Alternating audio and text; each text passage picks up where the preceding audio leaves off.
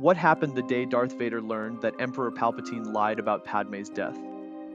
This wasn't just a turning point in the story of Vader.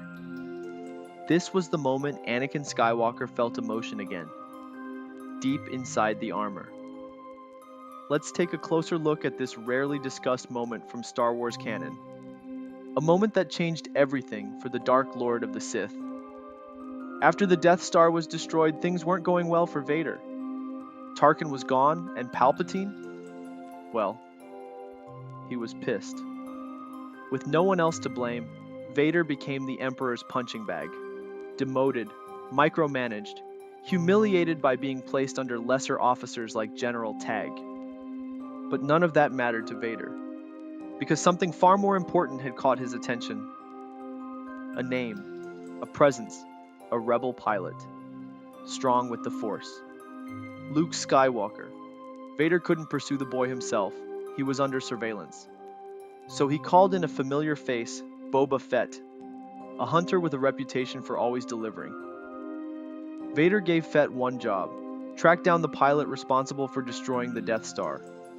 What Boba found wasn't just a name, it was a contradiction to everything Vader thought he knew. Boba Fett returns to Vader aboard the Executor. He doesn't say much, just one word: Skywalker. And in that instant, the galaxy shifts.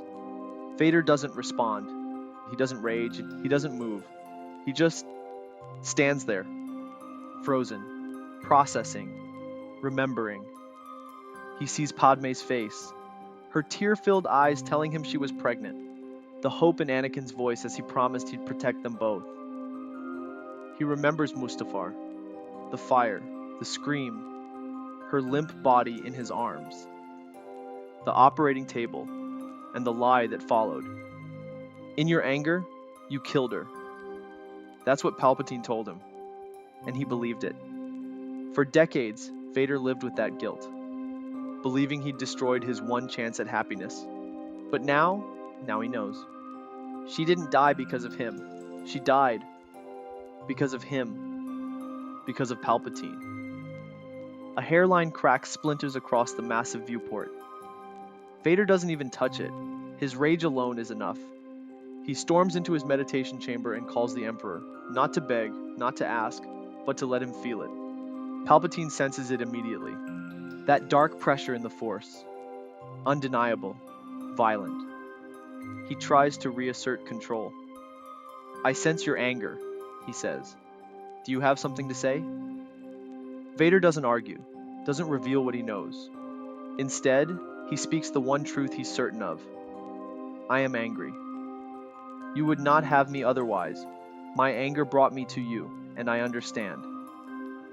Vader doesn't confront him, not yet, because now he has a new goal. Luke, not for justice, not for revenge, but for something Palpatine doesn't understand. Legacy. Because what Vader wants is the power of Luke Skywalker, but what Anakin wants is his son. In the closing panels of the comic, we see Vader staring out at the stars. The crack in the glass is still visible. Padme's voice echoes in his mind. Memories of what could have been. He whispers, "I have a son. He will be mine. All will be mine." That's not just a Sith Lord speaking. That's a broken man, a grieving husband, a father, and for the first time in decades, there's a flicker of something else in Darth Vader's soul. Hope. This moment might be buried in the comics, but it's one of the most powerful scenes in Star Wars history.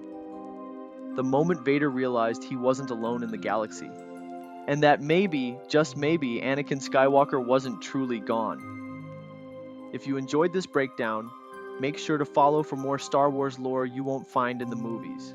And as always, may the Force be with you.